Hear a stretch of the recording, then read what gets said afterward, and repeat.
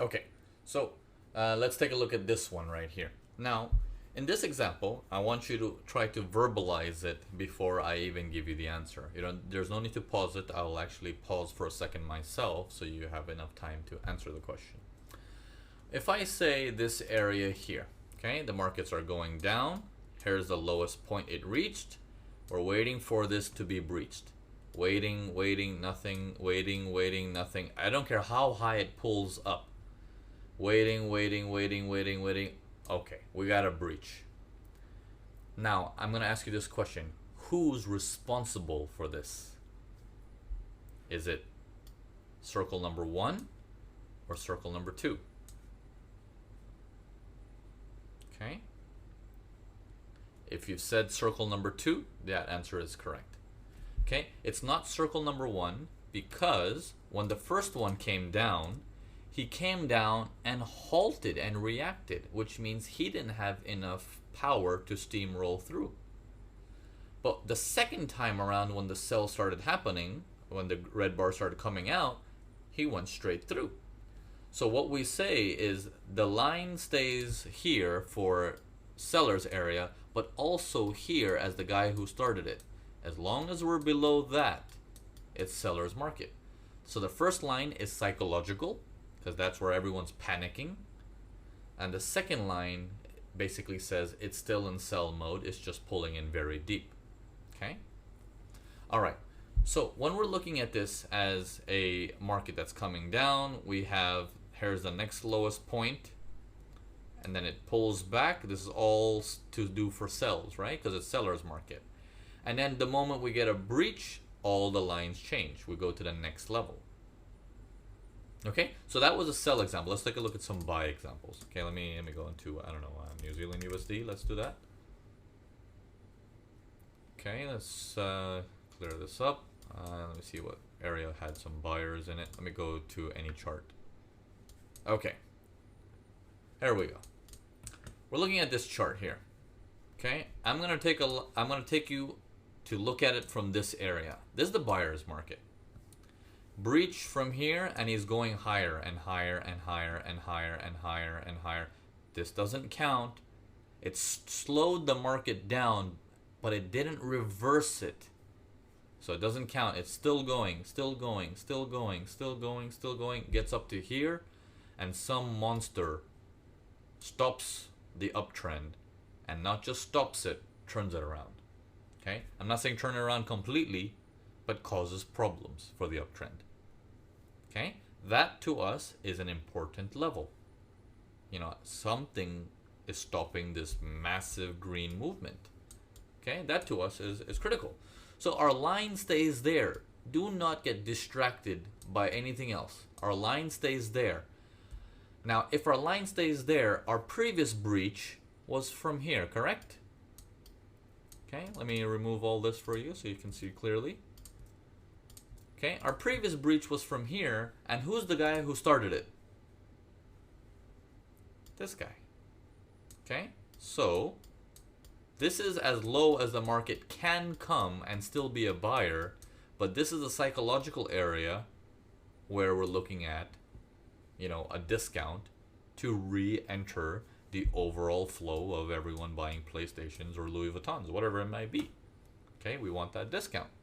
So in that process, when you see this as the highest point, none of this area counts. You don't count anything from here. This is all considered buyer's territory until we get the breach above.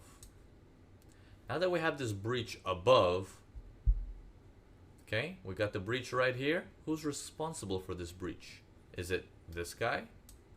No, because this guy who was going up, he stopped there and turned around. So he's not got the energy to do it. It's the next guy. So if that's the breach area, you're going to drag this across and saying, not only is it this line, but it's also this area here. Okay? This might be getting a little bit too advanced now because now you're approaching probe territories and everything, which means you're treating this like a range, and even though everyone might turn sellers, in your mind it's like My buyer is still alive. The guy who started it still alive. All these are just slight pokes below. Doesn't matter. They're just pokes below. He's still alive. He's still alive. And as long as he's still alive, the trade is still on. Okay? Aggressive traders will give up on the buys and start to sell. And it's that sell that they're doing is they're selling you that discounted price because they think it's not going to go up anymore. And when they sell you that discounted price, you come in saying, thank you very much. With the big boys, of course the big boys pick up a lot more orders. You pick in a small order and you're saying, big boy, I'm coming with you. I understand what you're trying to do. I'm coming with you. Okay? Does that make sense? So you want to keep your eyes open like a hawk like that. Okay? Let's take a look at some more examples here. Let's take a look at, let me go into the, let's say the 15 minutes. Okay? And I'm going to scroll to any random area. We're going to do some, another buy and then we'll do another sell. Okay, here we go. We got some sells in here. Okay? The markets are coming and coming and coming. So would we say the breach is here for the sell? Or would we say the breach is below this? Okay. And if you're saying the breach is below this, that is correct. Okay, that is correct. Now, watch this. If the breach is below that, who started this breach? That guy. It's not this guy here because he came down and bounced. It's this guy. This is where the opening price started. And they came down, down, down, down, down, down, down, down, down, and through it.